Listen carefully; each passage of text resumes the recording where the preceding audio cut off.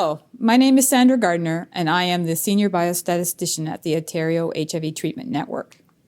To help you get the most out of your experience at the Back to Basic conference, I've created this presentation to start a conversation about how researchers can better communicate the statistical results of scientific studies. First, what is the role of a biostatistician on a research team? We usually work with quantitative data or data that can be represented by numbers. We help to plan a study and provide advice on how many people to enroll in a study, what type of data to collect, how to collect and manage the data, how to analyze the data, and we help interpret the results at the end of the study. Biostatisticians usually prepare the tables and graphics you see in scientific papers and oral presentations. Studies collect data for many reasons: to provide answers to research questions, to provide evidence that an experiment has been a success or a failure, to see if trends are changing across time, to explore if trends are the same for different groups of people. Before a study begins, the research team decides what they need to estimate to answer the research question. For example, what is the average CD4 count across all the blood samples? What proportion of the samples have no detectable virus? However, these estimates are not enough. They are a summary of the data collected for the study. But what does that mean for everyone else? So the study results include a range of values that might be possible for the entire population. This is called a confidence interval. We also consider if the results occurred by chance. This is called a p-value. If the results are unlikely to have happened by chance, then the p-value is small and is labeled significant. Researchers need approval from research ethics boards, and they need the consent of participants before they begin collecting data. There are different types of data to be collected. For example, a measurement of the amount of virus in a blood sample, or answers to questions on surveys, such as, were you born in Canada? Yes or no. Studies can be small with limited data collection or large with complex data collection. For most studies, there are important and often time-consuming steps to prepare data for analysis.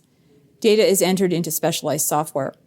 We may need to link data collected on the same individuals at different times and places. The data is reviewed before analysis begins. Do we have all the data we need? Are some of the answers missing? Could some of the data be incorrect? Perhaps they were not typed correctly. Then the analysis can begin. The next steps are carefully calculating the study outcomes and their confidence intervals, and comparing the outcomes across groups in the data. This is sometimes called data modeling. Interpreting results can be challenging. What is the meaning of results? For individuals, for clinicians, for policymakers. For subgroups of individuals with similar characteristics, for example, older patients. Is statistical significance enough? What is the context of the study? How do the results compare to other studies? What did we learn by doing the study? Communicating results of a study is also challenging. Some people prefer oral or written explanations of the results. Others prefer numeric summaries. Presentations are usually a mixture of both approaches. Telling a good story is not easy. How do we simplify the results? Scientific papers usually include a lot of detail, so the methods of the study are clear. But technical language can be difficult to understand. Numeric summaries of study outcomes should be clearly defined and be accompanied by a measure of uncertainty, for example, the confidence interval. We need to be careful about how to describe results when comparing groups. Are we talking about absolute differences or ratios?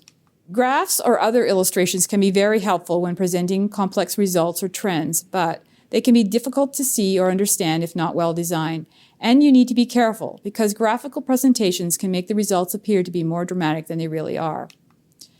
It is important for all of us to ask questions about the results of any study and to compare the results to other studies. How large is the sample size? This is related to how confident we are in the results. Is this a small experiment or a large clinical trial? Who was included in the study? Who was not included? Are the results applicable to everyone? Be careful about analyses based on subgroups within a study. They are based on smaller sample sizes. How was the data collected? Are the results based on data collected directly by the researchers, or are they using data collected for other purposes, for example, hospital records? When was the data collected? Are the results still relevant? Are the results reproducible? It may take another study to answer that question. Are there gaps in our knowledge? Do we need additional studies? How can we reach a common understanding of study results? That is what I'd like to explore more with you at Back to Basic, and hearing your ideas on how to improve the presentation of study results and how to better communicate these results to different stakeholders. At the conference, I will be discussing the results of a scientific paper at the session on gender and HIV issues, the session specifically for men. Thanks for your time, and I look forward to meeting you at the conference.